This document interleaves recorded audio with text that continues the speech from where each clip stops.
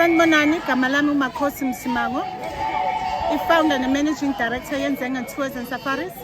Nzenga Tours specializes in cultural heritage tourism. It's got exclusive rights to bring tourists into the Zulu Royal Palaces. Namhlanje ngize njengosihlalo waka-KZN Women in Tourism to encourage and support ingane zethu ngokuzigcina ubuntombi bazo.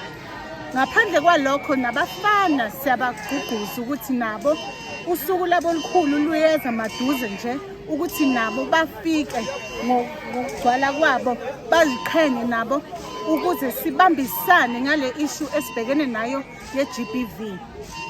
Okubalekile ngalolu suku ngaphandle kokukhalelisela intombi zethu i-tourism aspect ngoba ukufika kwivakashi njengile Nzenga Tours iletha ivakashi iya-booster i-local economic tourism yendawo uZululand noNongoma.